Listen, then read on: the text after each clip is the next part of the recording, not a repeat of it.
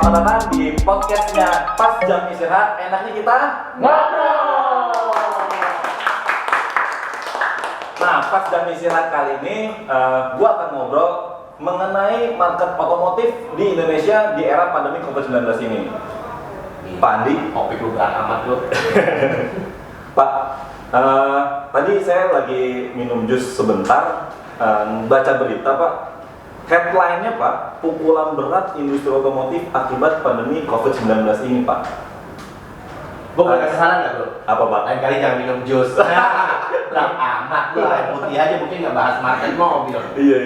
Nah Pak, COVID-19 ini kita tahu ya Pak, ini ngegerus banget market otomotif, terutama ekonomi Pak, yang akhirnya berujung sama otomotif. Nah menurut Pak Andi, ekonomi di Indonesia ini akibat pandemi COVID-19 ini gimana sih Pak? Kalau ekonomi Indonesia sih sebenarnya yang kena bukan hanya Indonesia ya, tapi totalan dunia juga kena.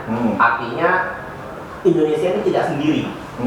Yang ngerasain kayak gini kan tidak sendiri, termasuk Amerika, termasuk Eropa, bahkan Jepang yang negara kuat pun, Jerman yang negara kuat secara ekonomi pun semua udah memasuki masa resesi. Dan Indonesia juga kemarin sudah diumumkan oleh Menteri Ibu Sri Mulyani bahwa sudah pasti di akhir bulan ini kita pasti akan masuk ke masa resesi. Resesi Pak? Iya. Karena kita udah 2 kuartal, artinya selama Q2 dan Q3 perekonomian Indonesia itu sudah minus. Itu sih bro. Jadi kalau mau ngomong ekonomi Indonesia gimana? Ya pasti ekonomi Indonesia ya itu tadi sudah mengalami pertumbuhan yang bahkan minus gitu. Dan akhirnya berakibat sama sektor industri otomotif di Indonesia ini Pak? Pasti. Impact-nya itu ke daya beli masyarakat. Pada saat kita kondisi ekonomi tidak lebih baik, pasti masyarakat yang sisi marginal maupun sisi yang punya uang dan sebagainya, mereka pasti akan mengalokasikan biaya hidupnya mereka, penghasilannya mereka pasti akan lebih banyak mereka alokasikan buat apa? Kebutuhan pokok daripada beli mobil, begitu. Atau sebenarnya mereka akan pending, atau mereka akan cenderung yang punya mobil daripada gua beli baru, mendingan gua servis mobil gua rawat gitu, sehingga mobil gua bisa umurnya lebih panjang. Berarti mengkhawatirkan Pak kondisi Pak ya? Tetap optimis lah ya. Tetap ada tetap ada harapan lah. Tetap. Pak, di data ini juga di artikel ini Pak ya, di data Gaikindo itu turunnya anjlok tajam hingga 60% Pak. Betul. Ini berpengaruh sama tunas Daihatsu juga Pak? Pasti bro. Pak, bahkan ekspornya pun turun Pak. Pasti. Karena tadi ya, negara-negara lain itu kena impact-nya. Pasti kena impact-nya. Oke. Pak, kalau tunas Daihatsu tadi kan kalau secara nasional turun 60% Pak. Kalau tunas Daihatsu kira-kira hampir sama Pak. Ya, kita hampir kena 45-50%. Apalagi tunas Daihatsu punya cabang, kita lebih banyak adalah cabang di Jakarta. Nah, sedangkan market otomotif terbesar di Indonesia adalah Jakarta. Jakarta itu penyumbang market otomotif yang tertinggi dibandingkan dengan market-market tempat lain. Sehingga tunas Daihatsu secara kontribusi kita turunnya paling dalam yaitu di Jakarta. Kita punya PR lah di situnya. Aduh, Pak, terus kayak napas lu berat banget. Iya. Takut lagi kayaknya ada kebayang-kebayang kejadian yang nggak menarik kayaknya. Ini kayaknya harus saya tanyain Pak, biar gaji semua karyawan balik 100% Pak. Iya. Strateginya kira-kira apa Pak ya? Mungkin dari sisi pemerintah dulu kali Pak ya, buat menjaga daya beli masyarakat dengan terkait industri otomotif ini, dan juga strateginya tunas Daihatsu Pak. Nah ini kemarin kan ada info nih Menteri Perdagangan gitu kan, ditanya sih ngajuin katanya pajak kendaraan bermotor diminta 0%. 0%? Betul. Berarti harga on the road sekarang yang ada, contoh misalnya kayak Xenia itu sekitar 200 jutaan, bakal nyampe 200 jutaan Pak? Betul, bakalan turun. Kenapa? Karena dalam unsur kendaraan bermotor itu kan banyak sekali pajak. Ada PPNBM, kemudian ada BPN, kemudian ada pajak kendaraan dan sebagainya. Kemudian di situ itu ada unsur-unsur tertentu lah, ada hitung-hitungannya dan sebagainya. Nah itu angkanya sih lumayan akan turun cukup signifikan. Bahkan ada beberapa pakar katanya berhitung bisa turun sampai 50% katanya. Katanya seperti itu. Tapi itu si Kementerian Perindustrian masih ngajuin ke Kementerian Keuangan. Betul. Bagaimanapun jenderalnya kan Menteri Keuangan. Betul. Sama kayak di rumah, ya kan? Tapi bapaknya boleh pegang duit, istrinya Menteri Keuangan. Tapi dilemanya juga si Menteri Keuangan kan butuh pemasukan dari pajak ya Pak ya. Akan hilang berapa besar kan dari situ. Tapi kalau bisa distimulus sebenarnya ini kan ceritanya kan mana ayam mana telur lah ya. Pajak diringankan, kemudian orang menstimulus beli mobil, otomatis akan ada perputaran uang. Betul. Atau tetap ditekan, tapi orang beli mobil tetap dapat pajak. Kayak sebenarnya kan plus minus mana yang mau dikorbankan. Gitu. Tapi kalau cerita apakah akan menstimulus, agak berat untuk menjawabnya, agak susah kita menjawabnya. Kenapa? Karena kondisi penjualan mobil bukan hanya berkata tentang pajak, tapi bagaimana kesiapan leasing. Betul. Kenapa? Karena hampir 60% sampai 70% kredit. Customer kendaraan kita adalah kredit. Kemudian impact berikutnya adalah masalah mobil bekas. Otomatis orang yang pegang mobil bekas sekarang ini harganya akan dibawa dari rata-rata harga biasanya. Kenapa? Karena perpajakannya dan sebagainya dihapus. Nah, sedangkan market mobil bekas itu juga cukup besar dibandingkan dengan market mobil baru. Waduh. Jadi impactnya panjang lah. Tapi yang kayak gitu tuh biarkan mereka yang mikir, bro. Ya kan? Nah, kalau strategi Tunas Daihatsu, ya pasti pertama kita akan jualan lah ya bro. Tetap kita pasti akan mencari, kita akan jualan dan sebagainya. Kita tetap akan menggandeng leasing, gitu ya. Jadi kita akan sesuaikan dengan segmen customer. Pasti tetap akan ada lah segmen-segmen customer yang masih butuh kendaraan dan sebagainya. Contoh misalnya perusahaan-perusahaan ekspedisi, kemudian ada beberapa perusahaan-perusahaan rental dan sebagainya, gitu kan. Bahkan mungkin ada juga yang masyarakat yang sekarang ini lebih senang pakai kendaraan pribadi daripada naik umum dan sebagainya. Berkerumun sama orang. Betul. Ya, jadi ada pemikiran-pemikiran seperti itulah, bro. Harusnya sih bisa lah ya. Maksudnya Tunas Daihatsu mampu survive dengan cara-cara berbeda, dengan cara berjualan yang berbeda dan sebagainya.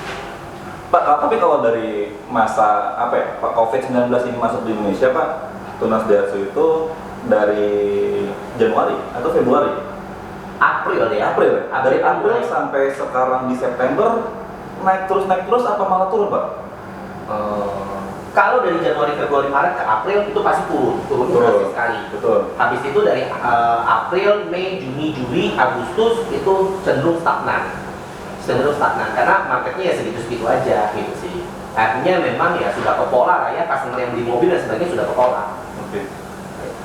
Berarti ya tetap terus bertahan, tetap terus survive, tetap harus optimis di masa pandemi ini, Pak. Ya, kita bisa lah, pasti kita bisa. Oke. Ya, cari yang beda, bro.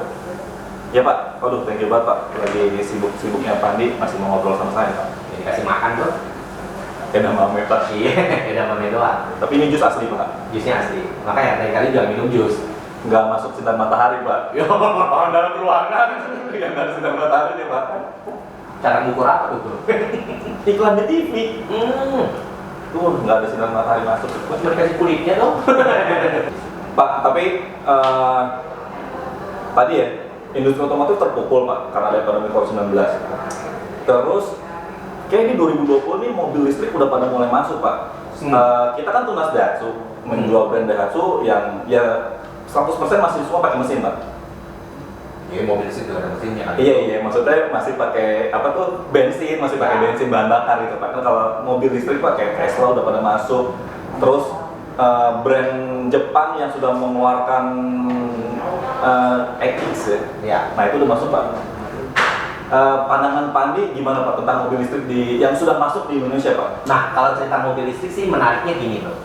Pertama pemerintah juga sudah melakukan stimulus. Yang pertama BBM-nya mau.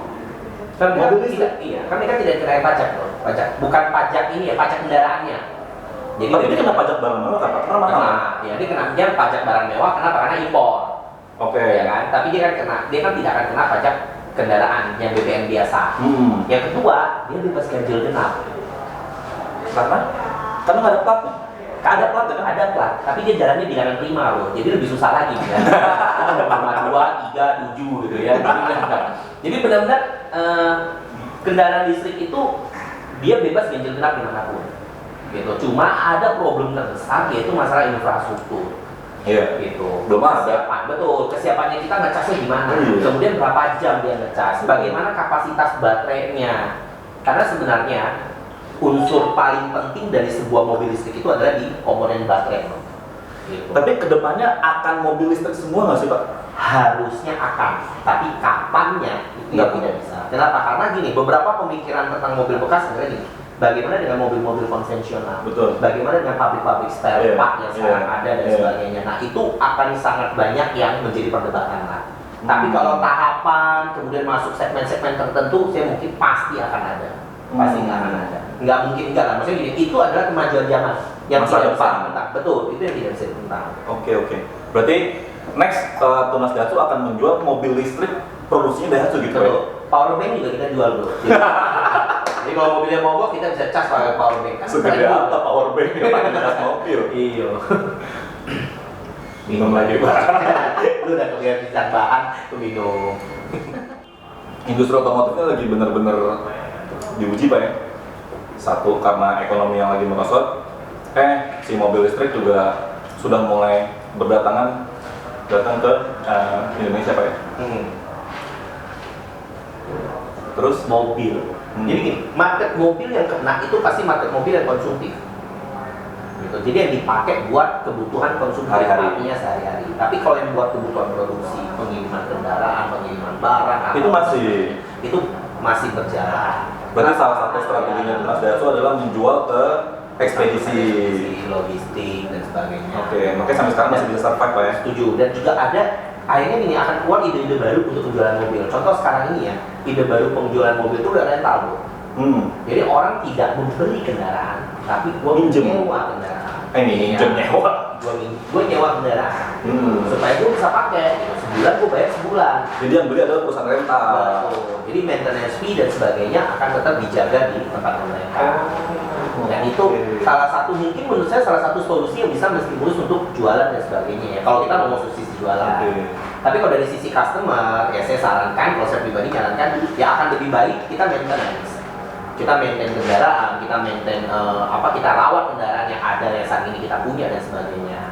Kalau untuk solusi kepada masyarakat ya sekarang ini coba, maksud saya gini, daya beli dan sebagainya coba diatur, coba dihitung.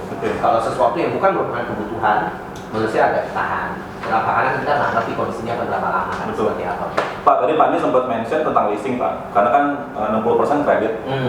Di daerah pandemi ini leasing itu berdampak juga Pak ya? Pasti bro. Dan dia untuk menstimulus orang belinya ada program-program khusus juga.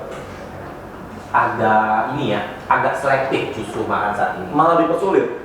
Bukan dipersulit ya bro, memang karena kondisi. Kan mereka ada berhitung yang namanya daya beli, orang bagaimana membayar dan sebagainya. Tapi pada saat kondisi seperti ini, kalau orang beli tapi tidak punya kemampuan, kemudian ada impact terhadap COVID dan sebagainya, pasti mereka cenderung berhati-hati. Karena kan ada beberapa hal yang mereka lakukan. Mereka sudah memberikan yang namanya relaksasi. Relaksasi ini kan nih kemarin yang 3 rame banget kan? Dan itu rame banget kalau baca berita tuh sampai ada yang berapa triliun gitu kan. Nah sekarang ini untuk men-trigger customer baru, ya mereka pasti ada program dan sebagainya. Tapi akan cenderung mereka akan lebih memilih. Kenapa? Karena kondisinya agak sedikit berbeda lah dibanding biasanya. Oke. Yang bisa disalahin mereka juga, ya mereka jual pasti mereka juga mengumpulkan sesuatu. Oke, gue duluan ya. Pak, thank you ya Pak. Ya, thank you ya. Thank you Pak. Ya, thank you Pak. Ingat ya pesan gua, jangan minum jus. Bakteri lu berat. Sekian podcast pas jam istirahat kali ini. Tahu nggak yang tadi gua ajak ngobrol itu namanya Pak Darwin. Dia adalah CEO-nya Tunas Daihatsu. Jadi CEO itu adalah jabatan tertinggi di Tunas Daihatsu yang membawa bisnisnya Tunas Daihatsu gitu kan. Maka tadi gue nanya-nanya mengenai market otomotif karena beliau memang orang yang mumpuni untuk ngebicarain tentang hal itu gitu ya. Umurnya masih ya di bawah 40 tahun, masih kepala 3, inspiring banget. Oke, closing pas jam istirahat kali ini, tunggu pas jam istirahat berikutnya. Sekian. Tunas delivering happiness.